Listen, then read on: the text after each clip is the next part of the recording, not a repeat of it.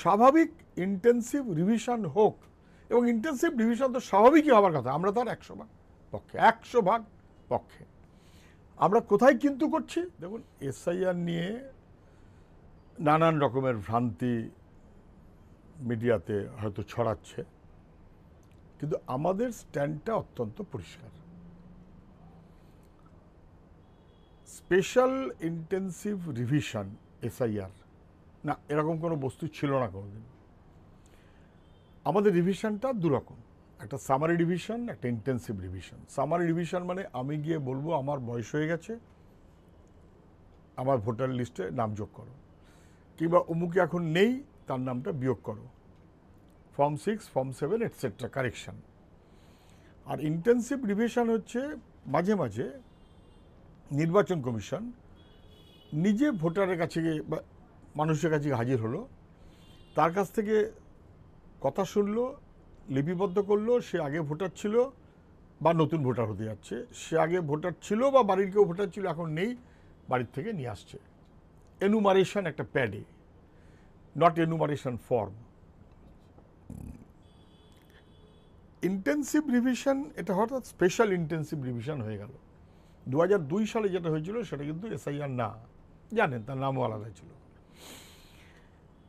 এই রিভিশনে কি আমাদের কোনো আপত্তি আছে? কখনোই না। ভোটার লিস্টটা বরঞ্চ শুদ্ধ হোক, নির্ভুল হোক, এটাতে আমাদের কোনো আপত্তি আছে? কখনোই না।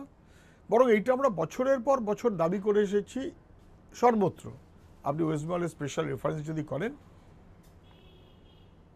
গাদা গাদা নাম দিয়ে এসেছে, এরা মৃত, নাম খারিজ করুন, করেনি।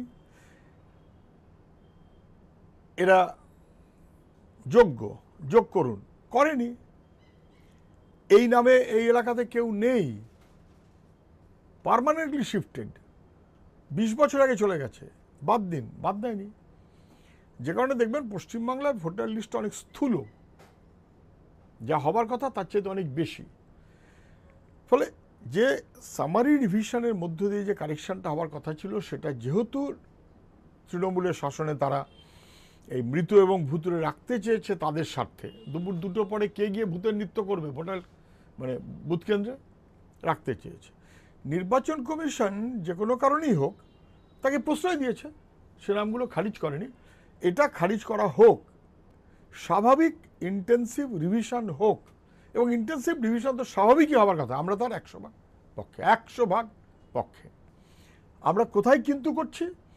যেখানে স্পেশালের নাম করে নির্ভুল ভোটার লিস্টের পরিবর্তে, মৃত মানুষের নাম বাদ দেবার পরিবর্তে, বরঞ্চ যারা যোগ্য তারা,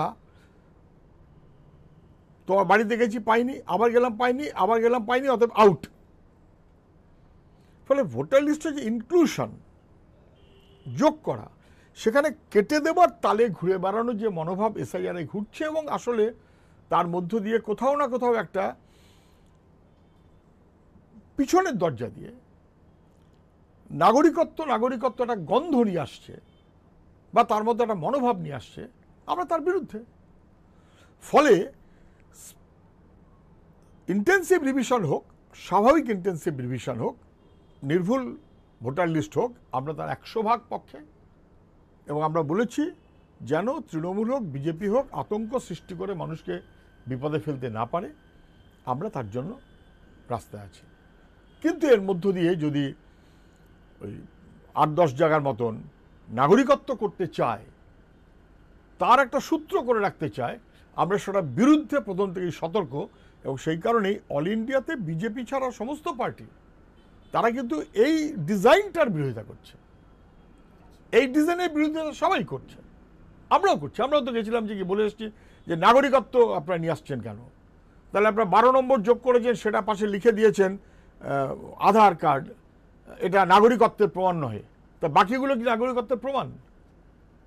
ফলে কার্যত ওরা একটা আনপ্রিপেয়ার্ড, অগোছালো, আসলে আনফিনিশড মনোভাব of task of Amit Shah.